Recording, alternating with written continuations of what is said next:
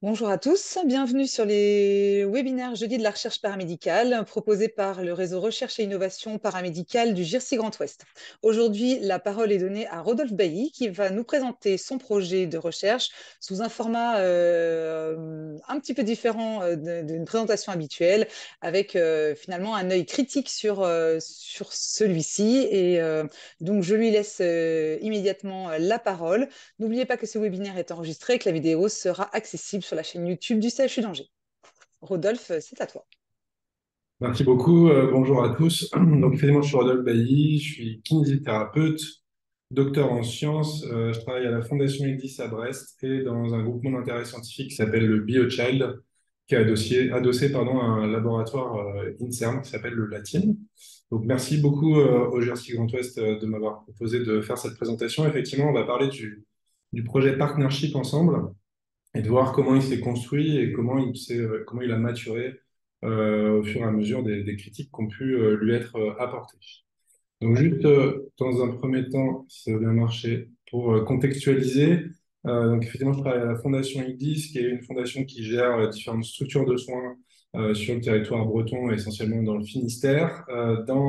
De cette fondation, il y a deux SMR pédiatriques qui sont situés à Thiane à Brest et à Peraridi à Roscoff, dont les missions sont des missions de bilan, de consultation, de mise en place de séjours pour les enfants en situation de handicap autour d'une équipe pluridisciplinaire.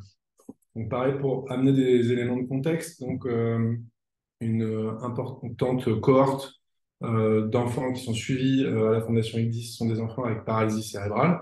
L'idée ici, c'est pas de faire un cours sur la paralysie cérébrale, mais bien de rappeler qu'il s'agit de la première cause de handicap moteur chez l'enfant. Et du fait que ce soit la première cause de handicap moteur chez l'enfant, il y a beaucoup de recherches qui est effectuée sur les enfants avec paralysie cérébrale. Et du coup, on a pas mal de données et de littérature qui nous permettent d'orienter les choix thérapeutiques qu'on peut faire. Et dans ce cadre-là, l'équipe de Brest, donc du SSR pédiatrique Tian, par sa lecture et par sa participation à des congrès, a vu émerger cette nouvelle proposition d'intervention qui date de 2015 maintenant. Et donc à ce moment-là, quand le papier est sorti et que la communication autour de cette thérapie dite habitile a commencé, l'équipe de Brest s'y est intéressée. Donc juste en deux mots pour dire ce que c'est qu'Habitil. Habitil, c'est une thérapeutique dite intensive, puisque l'enfant va recevoir entre 50 et 65 heures de thérapie sur 2 semaines, donc pendant 10 jours répartis sur 2 semaines. Une thérapie qui est donnée en un pour un. On va avoir un intervenant qui va s'occuper d'un enfant pendant ces 50 à 65 heures qui seront déterminées en fonction de l'âge de l'enfant. Une thérapie dite fonctionnelle, puisqu'elle va se baser sur des objectifs fonctionnels fixés avec l'enfant et avec sa famille. Et puis, on va proposer au cours de cette thérapie des activités ludiques, des activités du quotidien, des activités créatives, récréatives. Donc, une importante intensité dans la thérapie, hein, des éléments motivationnels très importants.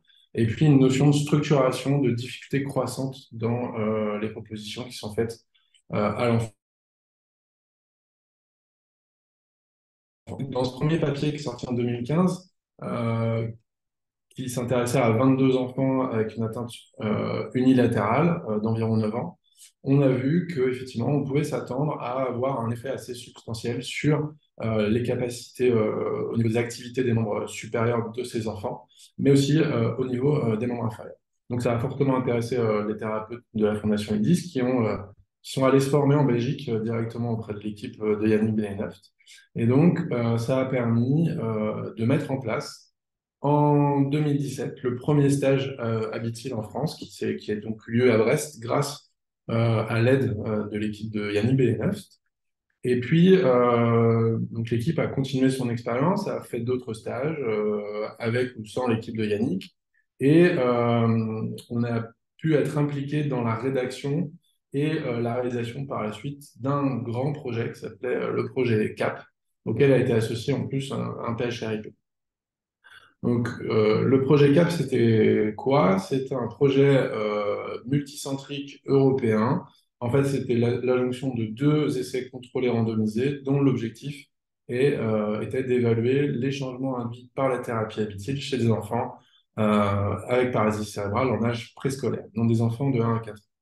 Si vous êtes intéressé pour aller plus en avant sur les protocoles inhérents à cette étude, voici les deux protocoles qui ont été publiés dans la littérature. Je vous encourage à aller les lire. Donc, si on continue sur le projet CAP, donc effectivement, ça a été l'inclusion de 110 enfants avec paralysie cérébrale, 4 centres d'inclusion, une collection de données qui a duré pendant environ 1 an et demi. Et si on regarde le design, en fait, je ne vais pas m'attarder sur le design. En fait, moi, ce qui m'intéresse, c'est de voir avec vous que pour chaque enfant, il y a eu 3 temps d'évaluation. Et dans ces temps d'évaluation, on a passé beaucoup de temps à évaluer comment l'enfant fonctionnait avec des évaluations sur table, sur sa motricité, l'utilisation de ses deux mains, mais aussi sur sa motricité globale. On a passé du temps à analyser son mouvement en 3D au niveau des membres inférieurs et des membres supérieurs, et aussi du temps en neurophysiologie avec, entre autres, de l'IRM et de l'EEG. Tout ça, à l'échelle d'un enfant, ça représentait donc 3 temps d'évaluation qui, en elles-mêmes, duraient 2 demi-journées, donc entre 2 et 3 heures à chaque fois. Donc, on a passé environ 18 heures avec ces enfants à les évaluer dans des salles d'évaluation, à faire des choses avec eux et avec les familles qui étaient présentes pendant ces temps d'évaluation. Donc, beaucoup d'échanges avec les familles, beaucoup de regards croisés sur les compétences de l'enfant. Et sans doute, pour ces familles, pour la plupart de ces familles, un premier temps vraiment donné à l'observation de leur enfant et à voir quelles étaient les capacités maximales possibles de leur enfant, puisque c'était ce qu'on cherchait dans les évaluations.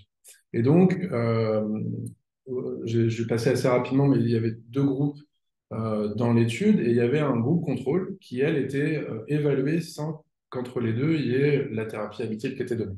Et en fait, on a vu dans ce groupe contrôle une évolution des familles sur leur regard porté à leur enfant. Et donc, on s'est dit qu'il y avait quelque chose à faire.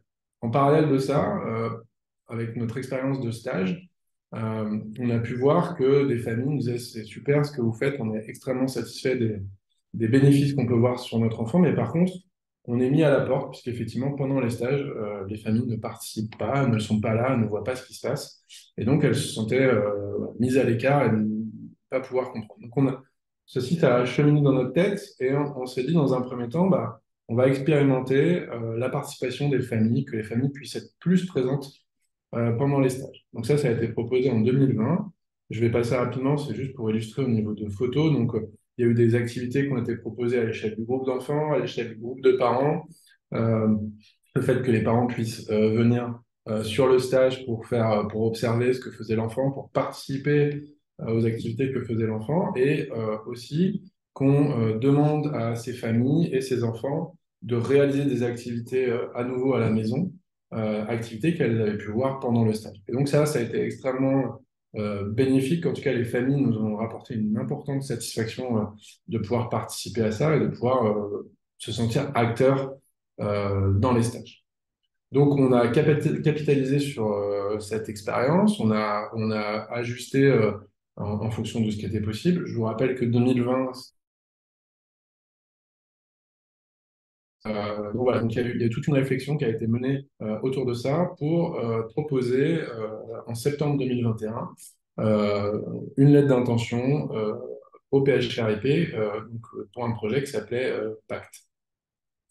Donc, dans un premier temps, pour construire ce projet, il a fallu construire un consortium, un partenariat avec d'autres équipes.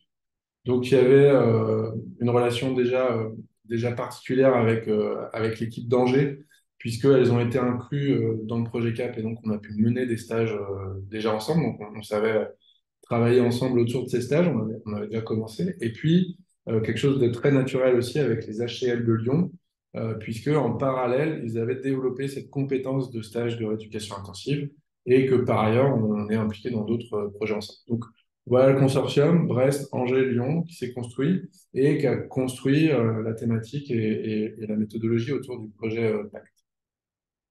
Donc le projet PACT, c'est un essai contrôlé randomisé de non-infériorité multicentrique à 2 bras.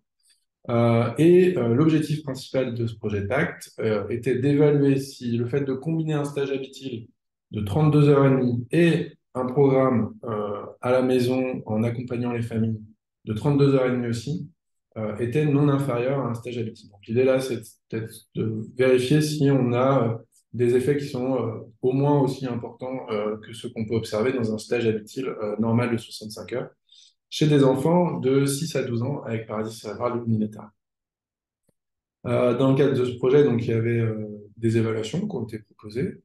L'AHA, qui est une évaluation de l'habileté bimanuelle des enfants. Le COPM, qui permet à la fois de déterminer les objectifs qui vont guider le stage, mais aussi d'évaluer la performance des enfants lors de la réalisation de ces objectifs avant et après stage.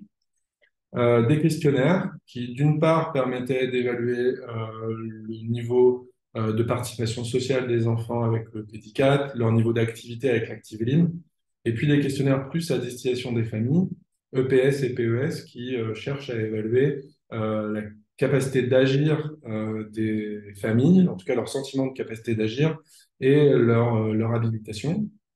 Et puis le PSS4, qui est pour évaluer le stress perçu par les familles, parce qu'on se disait que leur demander de faire des activités à la maison pouvait être possiblement porteur de stress.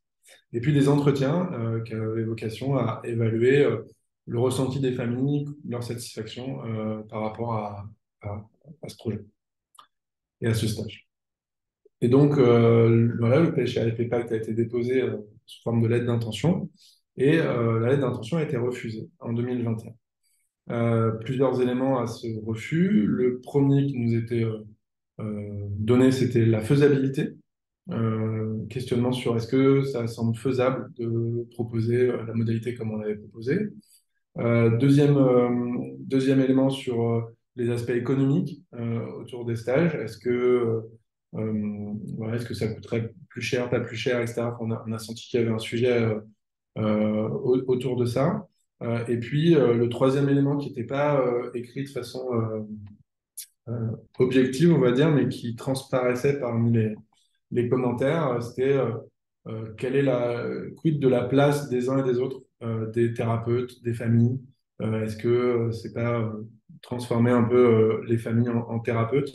Voilà. Donc, on a digéré déjà le fait que la lettre d'intention était refusée. Et puis, on a retravaillé. On a travaillé à plusieurs niveaux. On a travaillé en allant demander des avis d'autres personnes qui font de la rééducation intensive de par le monde. Qu'est-ce qu'elles en pensaient, là où est-ce qu'elles auraient mis les curseurs, et puis des avis entre nous dans le consortium qui était autour de PACT. Et donc, est né en 2022 le dépôt d'un nouveau PHRP qui cette fois-ci s'appelle Partnership. Donc, on va aller voir un petit peu ensemble ce qui a été modifié. Donc, le design de l'étude reste le même. C'est un essai contrôlé randomisé par paire de non-infériorité, multicentrique, avec deux bras.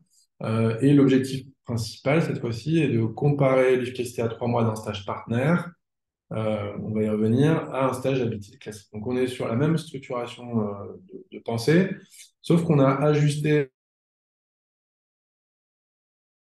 on s'est ajusté à des enfants de 3 à 5 ans.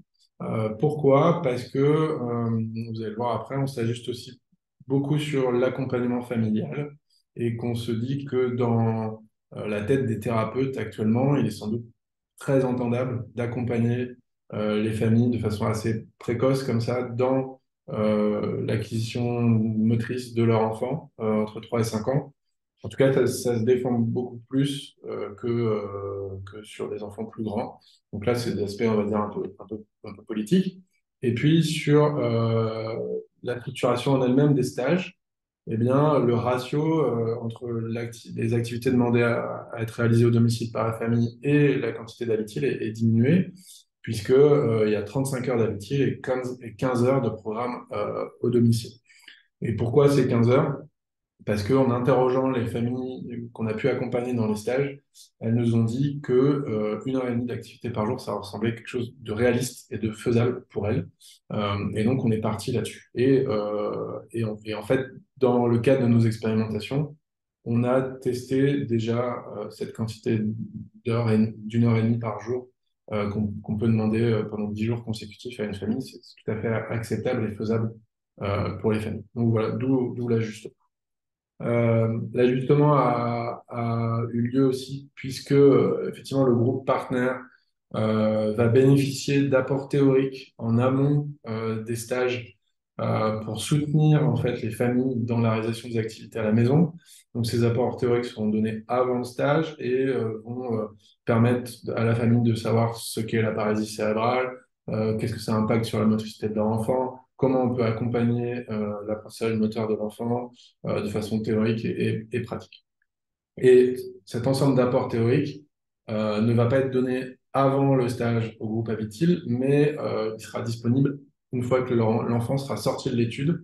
Les familles pourront accéder à ces apports théoriques pour pas qu'il y ait de perte de chance. Le nombre d'enfants qui est prévu, c'est de 66 enfants sur les 3 sites et la durée d'expérimentation, 3 ans. Des critères d'inclusion extrêmement stricts et des critères de non-inclusion encore plus stricts. Pour ces enfants, l'idée là n'est pas de les détailler, mais de dire qu'effectivement, ils ont été réfléchis, travaillés par rapport à ce qu'on pouvait attendre de la thérapie et par rapport à tout ce qui pourrait occasionner un biais dans ce qu'on cherche à évaluer, c'est-à-dire l'impact de cet accompagnement familial sur à la fois la famille, mais aussi l'enfant. On va y revenir dans les évaluations. Juste un petit point sur le design, un petit point de questionnement. Donc, c'est une randomisation qui est particulière, c'est une randomisation par paire. L'idée est donc de créer des paires d'enfants, 2 enfants qui se ressemblent en termes d'âge, d'origine de la lésion cérébrale et du niveau max. Le niveau max, c'est le niveau d'utilisation des mains dans le quotidien. Euh, donc, c'est sur un point de vue méthodologique, euh, c'est quelque chose d'extrêmement solide, puisque du coup, ça va nous permettre d'avoir des groupes très comparables, puisque en gros, voilà, 2 enfants qui se ressemblent vont être dans un groupe différent. Et donc, ça va permettre d'avoir une homogénéité des groupes extrêmement forte. Mais ça met en place des défis un petit peu d'organisation, puisqu'il faut trouver des enfants qui se ressemblent. Euh, donc, c'est quelque chose qu'on a déjà fait dans le cadre du projet CAP. On a inclus 110 enfants selon cette modalité. Donc, on pense qu'on est capable d'en inclure 66 à ce stade. Mais ça va impliquer un recrutement à l'échelle nationale et du coup, la mise en place d'un répertoire national pour permettre le recrutement à l'échelle des 3 sites. Donc, voilà, quelque chose de renforçateur, on va dire, sur le plan méthodologique, mais qui vient apporter des difficultés dans la mise en place de la logistique. Euh, pour aller sur les évaluations, donc effectivement, les évaluations par rapport au projet PACT ont été renforcées. On a des évaluations, donc toujours on retrouve l'AHA, le COPM, AHA habilité bimanuel, COPM performance lors des objectifs. On rajoute une évaluation, la Melbourne Assessment 2, MA2, qui est une évaluation des capacités unimanuelles de l'enfant. Donc ça, c'est plus pour nous aider dans la mise en place de la thérapie. Une évaluation qui est originale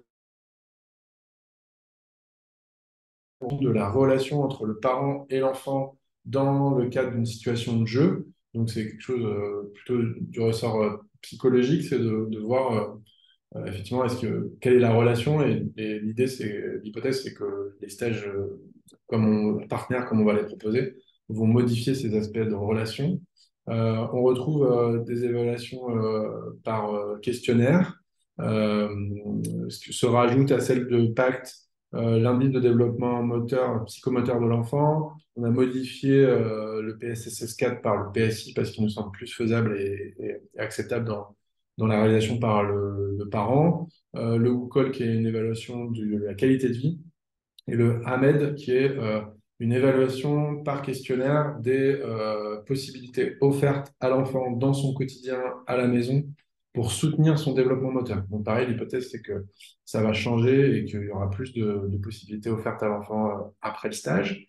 Des entretiens qui sont eux-mêmes étoffés, on ne va pas se contenter de recueillir la satisfaction et le ressenti des gens, mais voir si leur représentation du handicap, leur représentation des compétences de leur enfant est modifiée par la thérapie.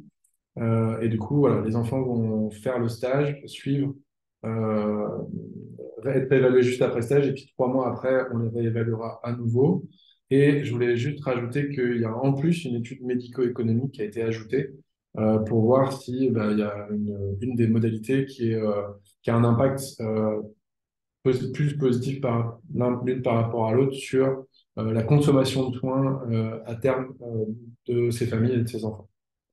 Je termine rapidement. Donc, en 2023, effectivement, le projet Partnership a été accepté au financement PHRIP.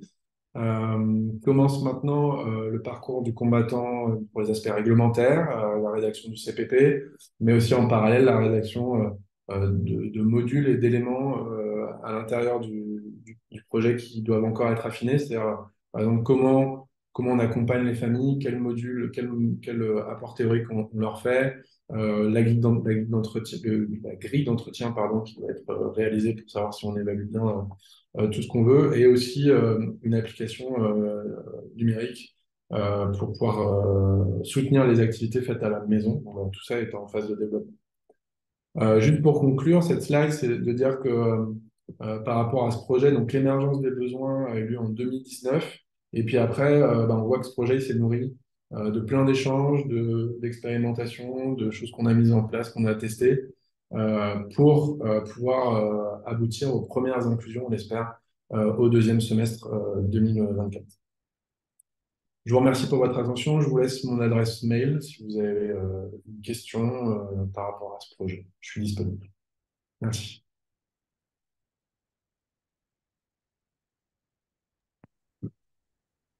Merci beaucoup, Rodolphe, pour cette présentation très riche et très complète. Je pense que tu peux départager ton écran pour qu'on Top.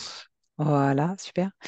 Euh, Moi, j'avais une question qui me venait là, comme ça. Projet de non-infériorité de votre projet partenaire versus Habitil. Euh, L'issue, en fait, c'est l'organisation pour les soins, finalement. Quel va-t-il être à l'issue de votre recherche? Parce que si vous montrez que c'est pas inférieur, ça voudrait dire que c'est au moins équivalent. Ouais. Donc, comment pourrait se faire le choix pour pour ces enfants de choisir un programme plutôt que l'autre? Eh ben, alors, tout ce qu'on essaye de faire, nous, c'est que la place soit donnée aux familles et aux enfants dans le choix des thérapies. Donc, effectivement, alors, peut-être juste en 2 mots, pourquoi un design de non-infériorité? C'est parce que, effectivement, on voit qu'on ajoute quelque chose. En fait, enfin, notre objectif, c'est de, d'impacter les familles. C'est-à-dire que nous, ce qu'on veut, c'est qu'il y ait quelque chose de positif pour les familles, qu'elles se sentent réimpliqués ou impliqués en fonction de s'ils ont eu des enfants avant ou pas, impliqués dans l'acquisition de compétences motrices pour l'enfant. Ce que je donne comme exemple, c'est qu'un parent qui doit apprendre à son enfant à faire du vélo ou faire son lacet, et l'enfant n'est pas en situation de handicap, il ne va pas aller demander au voisin de le faire ou à un professionnel de le faire, prendre ça à sa charge. Sauf que certaines familles d'enfants en situation de handicap sont dépossédées de ça et ne sont pas compétentes pour le faire. Donc, nous, on veut redonner ça. Donc, on veut donner ça d'une part, donc c'est le bénéfice qu'on attend, mais on veut quand même que la thérapie qu'on propose soit au moins aussi efficace pour l'enfant en elle-même. Oui, Et du coup, ce qu'on imagine, c'est qu'après, il y a ces deux modalités qui soient proposées et que ce soit la famille qui fasse le choix en fonction entre les deux. de si elle se sent capable de le faire, si elle a du temps pour le faire, si elle a du temps pour s'investir, ou si au contraire elle n'a pas de temps et du coup elle préfère que ce soit un thérapeute qui fasse. En gros, en synthétisant, c'est un peu ça. Voilà. Oui, mais du coup, c'est effectivement, c'est très clair. Merci pour cette réponse. Du coup, je me permets d'enchaîner. On parle de plus en plus de patients partenaires. Or, tu décrivais que la phase à laquelle vous arrivez maintenant va consister à bah, voilà, mettre en œuvre l'ensemble des notes d'information, de l'organisation propre. Est-ce que vous avez envisagé d'inclure des parents finalement qui seraient famille partenaires, si on pouvait parler comme ça, pour apporter leur regard d'expert dans la construction des outils que vous allez utiliser et finalement de votre méthodologie de recherche? Ouais, c'est une très très bonne question. Donc évidemment, je ne l'ai pas détaillé ici, mais il y a déjà des familles en fait qui ont été impliquées dans la rédaction, en tout cas qui ont été sollicitées pour savoir leur avis, ce qu'elles mettraient elles, si ça leur semblait entendable ou pas. Donc en ce sens, il y a déjà du partenariat avec les familles sur la construction de ce projet, ce qui n'était pas le cas pour Pact et ce qui est le cas là pour Partnership. Ce qui fait qu'on arrive aussi à quelque chose qui semble être un peu plus équilibré pour les familles et leur acceptation. Effectivement, il est prévu que sur l'aspect développement des apports théoriques qu'on fait aux familles, il y a un partenariat qui soit fait avec des familles qui ont déjà suivi un stage ou des familles qui n'ont pas encore suivi de stage pour savoir ce qui pourrait être bénéfique pour elles. Donc, Ouais. effectivement, c'est prévu. Tout à fait. Bon, eh bien, merci beaucoup pour cette présentation et puis les réponses apportées. On va s'en tenir là, Rodolphe, sauf si tu avais quelque chose d'autre à nous communiquer. C'est n'importe quoi. Euh, Merci. Je vous invite à prendre contact avec Rodolphe. Il a laissé ses coordonnées sur le PowerPoint, donc vous retrouverez ses coordonnées sur la vidéo. N'hésitez pas à partager cette vidéo autour de vous. Vous la retrouverez également sur le site de la recherche paramédicale.fr. Et si vous souhaitez en savoir plus, n'hésitez pas à nous contacter afin qu'on puisse vous mettre en relation. Je vous donne rendez-vous au prochain jeudi de la recherche paramédicale qui aura lieu le 9 novembre prochain. Et merci encore, Rodolphe, pour cette présentation. Merci à vous pour l'invitation.